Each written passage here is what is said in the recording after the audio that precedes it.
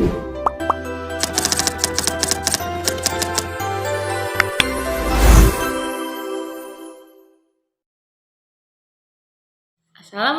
warahmatullahi wabarakatuh. Perkenalkan, nama saya Nadira Hasya Kamila dari absen 24. Pada kesempatan kali ini, saya akan membahas tentang sejarah Kerajaan Pajajaran. Nah, di Kerajaan Pajajaran itu ada peninggalan apa saja sih, terus dipegang oleh raja siapa, masa kejayaannya gimana, masa kehidupannya gimana, lalu letaknya juga di mana? Langsung aja kita simak. Sejarah Kerajaan Pajajaran tidak dapat terlepas dari kerajaan-kerajaan pendahulunya, seperti Kerajaan Tarumanagara, Kerajaan Sunda, dan Galuh, serta Kawali. Hal ini disebabkan pemerintah Kerajaan Pajajaran merupakan kelanjutan dari kerajaan-kerajaan tersebut. Menurut prasasti Sang Hyang Tapak, Raja Srijaya Bupati mendirikan sebuah kerajaan pada 923 Masehi di Pakuan, Pajajaran, atau yang sekarang itu wilayah Bogor. Setelah Srijaya Bupati, tahta kemudian jatuh ke tangan Rahyang Niskala Wastukancana dengan pusat kerajaan berada di Kawali. Pada 1428, Sri Baduga Maharaja atau Prabu Siliwangi dinobatkan 2 kali untuk menerima tahta Kerajaan Sunda dan Kerajaan Galuh. Periode terakhir Kerajaan Sunda dan Galuh ini kemudian dikenal sebagai periode Kerajaan Pajajaran dengan pusat pemerintahan kembali ke Pakuan, Pajajaran. Yang selanjutnya, agama. Agama apa sih yang dianut pada masa Kerajaan Pajajaran? Ternyata agama utama yang dianut adalah Hindu Shiva, seperti tercatat dalam prasasti Kawali dan Sahyang Tapak. Di samping itu, terdapat juga penganut agama Hindu, Waisnawa, dan Buddha. Walaupun ada 3 agama yang berbeda, tetapi mereka hidup berdampingan dengan toleransi antar sesama. Pada masa Kerajaan Pajajaran, kegiatan atau kehidupan ekonominya bergantung pada kegiatan agraris seperti bercocok tanam dan perdagangan. Nah, selain Srijaya Bupati sebagai pendiri Kerajaan Pajajaran, siapa saja sih raja yang pernah memimpin Kerajaan Pajajaran ini? Oh ya, sebelumnya mengenai raja-raja Kerajaan Pajajaran, ternyata terdapat perbedaan urutan antara naskah-naskah Babat Pajajaran, Carita Parahyangan, dan Carita Warugaguru. Nah, selain Srijaya Bupati, raja yang memimpin Kerajaan Pajajaran ialah Raja Sri Baduga Maharaja, Raja Surawisesa, Ratu Dewata, Ratu Sakti, Ratu Nilakendra, dan Raga Mulia.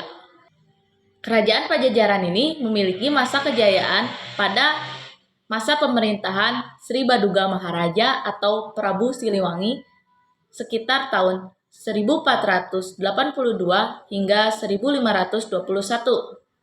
Sri Baduga Maharaja ini merupakan cucu dari Prabu Wastukencana, seorang raja kerajaan Galuh yang membagi kerajaan kepada kedua putranya, mengatur perbatasan dengan Sungai Citarum. Pada masa pemerintahannya, kerajaan dalam keadaan teratur dan tentram. Tindakan pertama yang diambil setelah resmi menjadi raja adalah membebaskan penduduknya dari 4 macam pajak. Ketika memerintah, Prabu Siliwangi dikenal sebagai pemimpin yang memegang teguh asas kesetaraan dalam kehidupan sosial. Prabu Siliwangi sempat tidak senang dengan hubungan Cirebon-Demak yang terlalu akrab. Tetapi perselisihan mereka tidak berkembang ke arah ketegangan.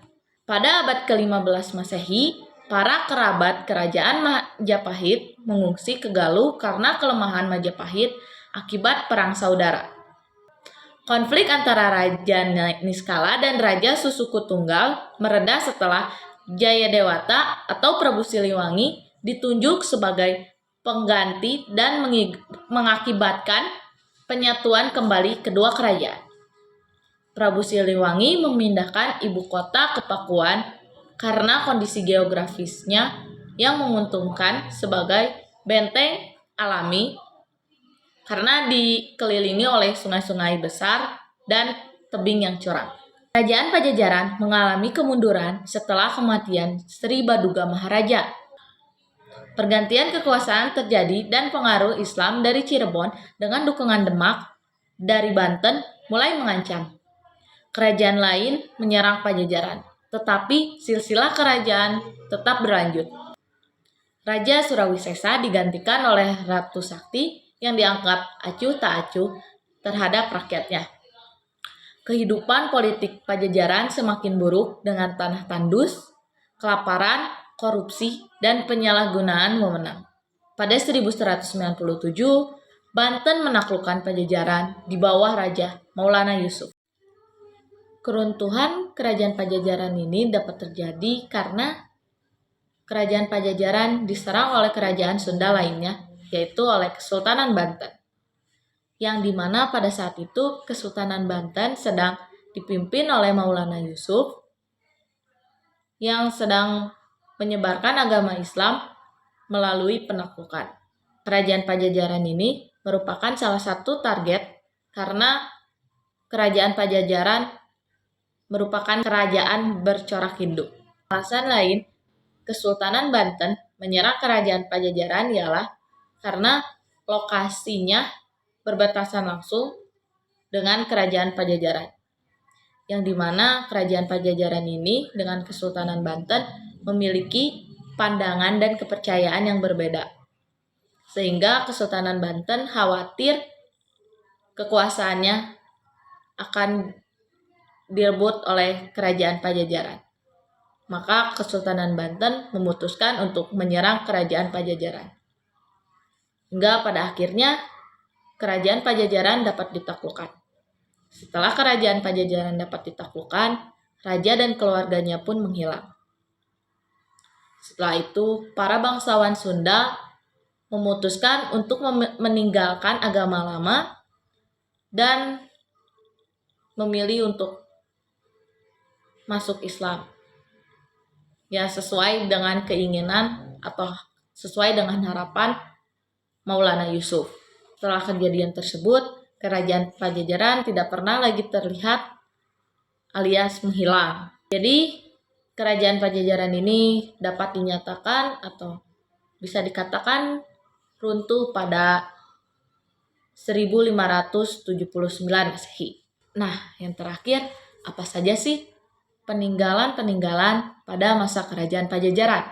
Peninggalan pada masa kerajaan Pajajaran ada Prasasti Sang Hyang Tapak, Prasasti Kawali, Prasasti Batu Tulis, Tugu Perjanjian Portugis, Babat Pajajaran, Carita Parahyangan, Carita Waruga Guru, dan Taman Perburuan yang sekarang menjadi Kebun Raya Bogor. Segitu saja yang dapat saya sampaikan. Semoga apa yang saya sampaikan dapat bermanfaat bagi kita semua. Terima kasih telah menyaksikan dari awal hingga akhir. Mohon maaf apabila terdapat banyak kesalahan dan terima kasih sekali lagi. Wassalamualaikum warahmatullahi wabarakatuh.